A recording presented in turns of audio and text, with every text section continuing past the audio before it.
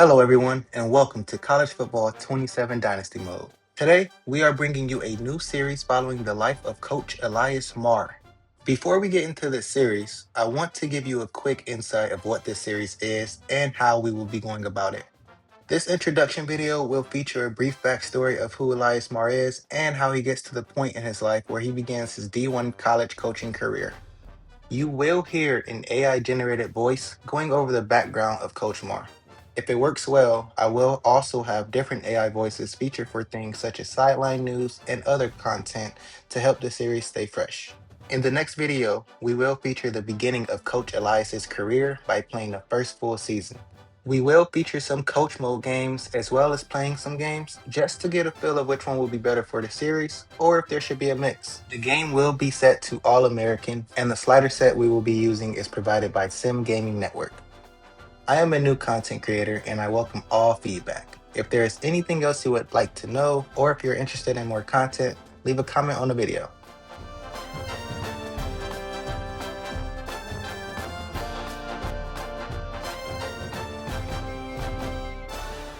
And now, let's get into episode 1 of Coach Elias Moore. Coach Elias Moore.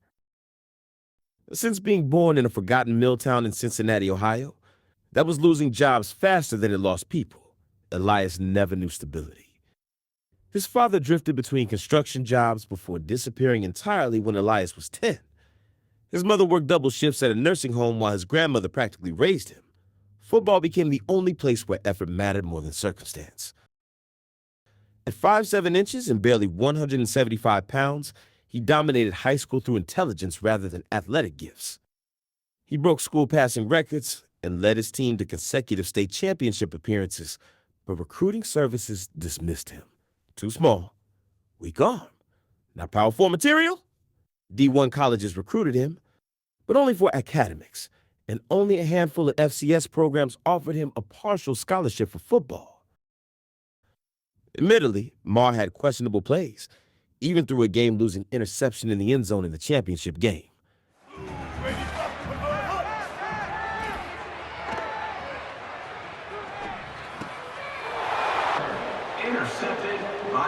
Determined to make his NFL dream come true, Elias opted out of the academic-driven schools that wanted him and decided to go where football was a sure thing for him. He started 3 seasons for the Dayton University Flyers, earned all conference honors, and squeezed every ounce out of his talent. During this time, D1 schools started to take notice. He even had his hometown college looking into him over the past few years showing interest. But they never fully committed into giving him a scholarship. Cincinnati mentioned that he looked very calm in the pocket, even going as far to point out that they liked how he could fit the ball through tight windows at times.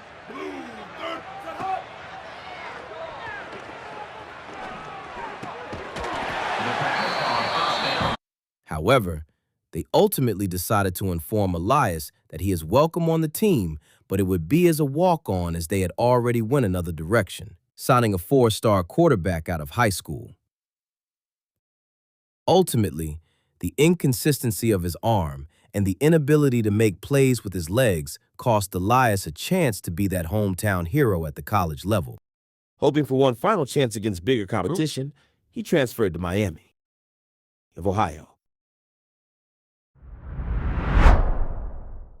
Miami, a group of 5 program, decided to bring in Marr for his senior year due to their upperclassman QB graduating last year.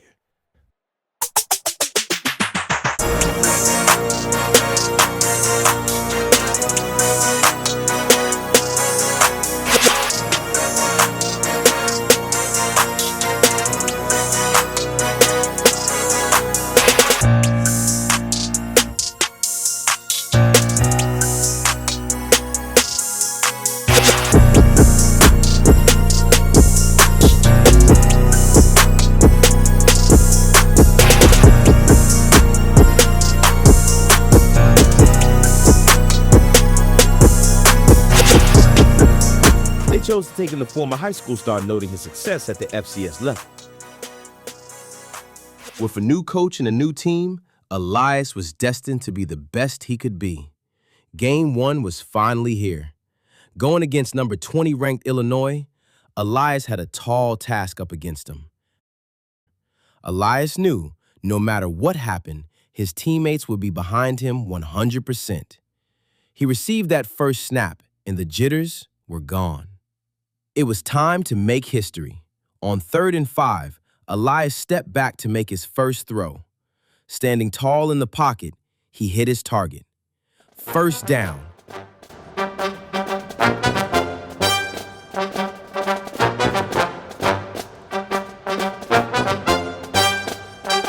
At the half, it was still a close game. Elias was showing signs of frustration due to lackluster stats. With the game still being close in the second half, Elias had one thing on his mind: winning. However, on 4th and 5, Miami turned the ball over on downs. In the fourth quarter, Elias showed flashes of what was to come. Making a run late, down 13, he wanted to show Miami that he was just as advertised. From the gun, wants to pass. He's got the back in the middle. They've got it just outside. And the Redhawks, after moving the sticks through the air, come to the line. Looking to throw on first down.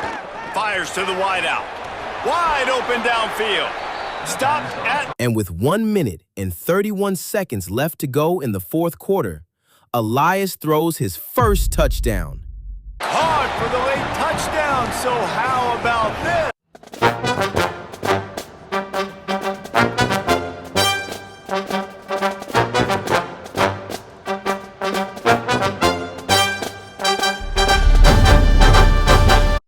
Miami still had time, being down only a score.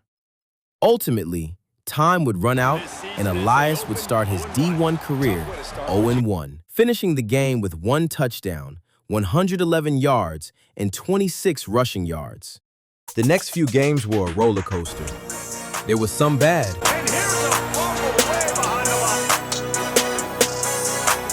Oh, what a play attempt. Wants to throw again. Fires to the right. On 3rd and short, they'll try to convert through the air. And he throws another interception.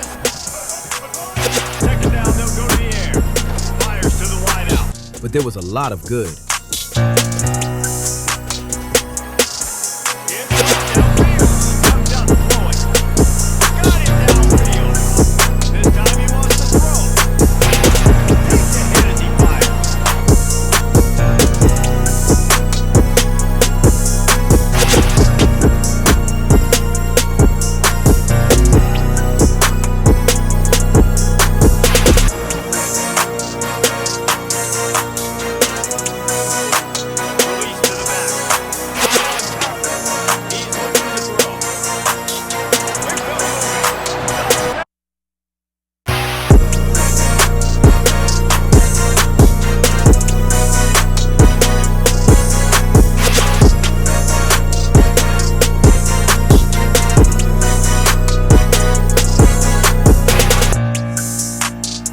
Overall, Elias made solid work of his opportunity as the team finished with an 8-4 record. The team finished 8-4, won the conference, and was even invited to a bowl game.